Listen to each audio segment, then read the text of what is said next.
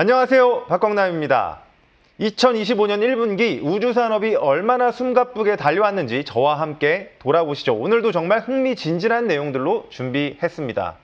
네, 자, 먼저 우주산업의 기본이죠. 로켓 발사 횟수부터 살펴보도록 하겠습니다. 작년 1분기에는 61회로 올해는 67회로 약 10% 정도 증가한 것을 확인할 수가 있습니다. 2월과 3월이 전년 대비해서 소폭 좀 늘었죠. 다만 솔직히 말하면 폭발적이다 하기에는 살짝 아쉽긴 하죠. 왜 그럴까요? 역시 재사용 발사체 기술이 아직은 스페이스X 외에는 완전하게 정착되지 않았고 발사 과정에서의 병목 현상도 여전하기 때문입니다.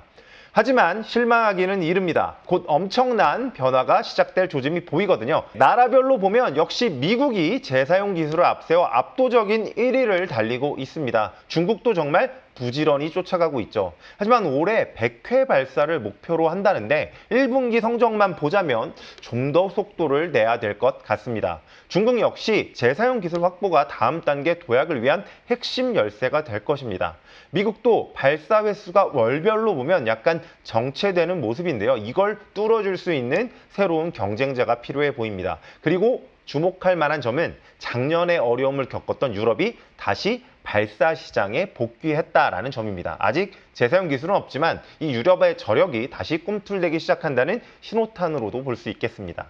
네, 어떤 이벤트가 있냐라고 하면 이 미국의 발사 정책, 이걸 누가 깰 수 있을까요? 바로 아마존의 창업자 제프 베조스가 설립한 블루 오리진입니다. 올해 1월에 이어서 이 뉴글렌 로켓의 2차 시험 발사를 준비하고 있는데요. 최근에 이 2단 로켓 엔진 점화 시험을 성공적으로 마쳤습니다. 영상에서 보시는 것처럼 아직 날짜가 나오진 않았지만 조만간 발사가 시작될 것으로 보입니다. 지금 보시는 것처럼 발사 시 엄청난 소음과 화염을 제어하기 위해 수천 톤의 물을 뿌리는 모습도 인상적이죠. 만약 이번 시험에서 1단 로켓 회수까지 성공한다면 이 스페이스X의 독주에 제동을 걸고요. 미국의 발사 횟수를 다시 한번 폭발적으로 늘릴 수 있는 게임 체인저가 될 수 있습니다. 정말 기대되는 이벤트죠. 네, 역시 스페이스X도 가만히 있지 않습니다. 인류 역사상 가장 큰 로켓 스타쉽의 9번째 시험 발사를 준비하고 있습니다. 이 뉴글렌이 2단 엔진 시험을 했다면 스타쉽은 1단 슈퍼헤비 부스터의 엔진 점화 시험을 마쳤는데요. 여기서 진짜 중요한 것은 이번 시험에 사용되는 슈퍼헤비 부스터가 지난 7차 발사에 썼던 걸 재사용하는 점이라는 점입니다.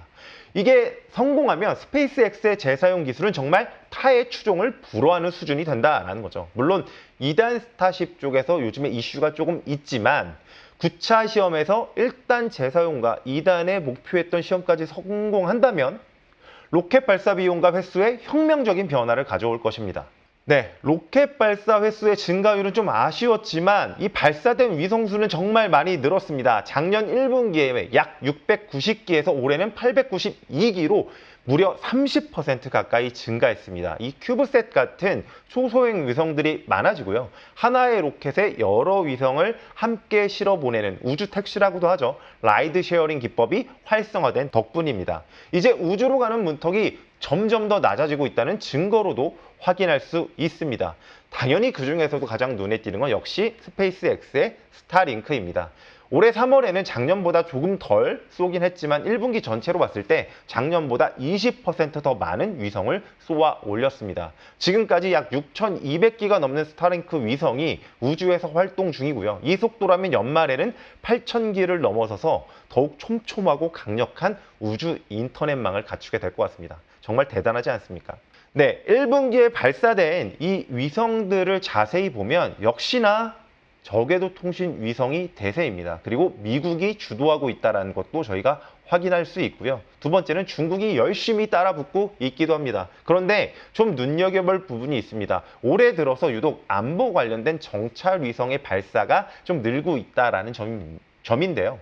1분기 집계 이후에 4월에도 군사 목적의 위성들이 다수 발사됐다는 점을 좀 주목해 볼 필요는 있을 것 같습니다. 이 우주 공간의 전략적 중요성이 점점 커지고 있다는 것을 보여주는 대목이라고 해석할 수 있을 것 같습니다.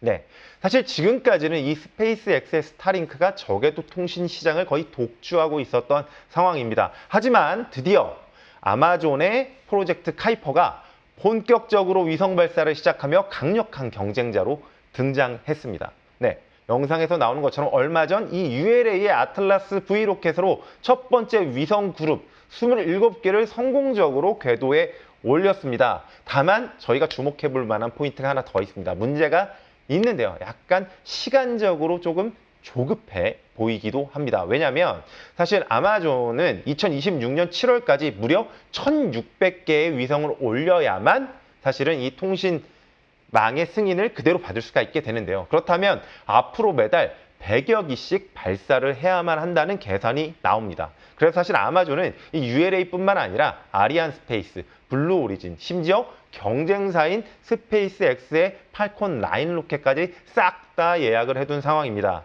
하지만 팔콘 9을 빼고는 아직 개발이 완료되지 않았거나 검증이 더 필요한 로켓들이기 때문에 계획대로 위성을 다 쏠 수 있을지는 좀 지켜봐야 되는데 정말 계획대로 쏠 수 있었으면 좋겠습니다. 네, 정리해보면 그렇습니다. 기존 강자인 이 스타랭크에 더해서 사실 지난 방송에서 저희가 중국의 저궤도 위성 프로젝트에 대해서 말씀을 드린 적이 있었죠. 이 거왕과 첨번 프로젝트가 올해 들어서 속도를 내고 있습니다. 여기에 거인인 아마존의 카이퍼까지 본격적으로 참전한 상황인데요. 이제 저궤도 위성 통신 시장은 그야말로 별들의 전쟁, 춘추 전국 시대로 접어들었다고 해도 과언이 아닐 것 같습니다. 앞으로 이 경쟁이 얼마나 더 뜨거워질지 정말 흥미진진하게 지켜봐야겠습니다.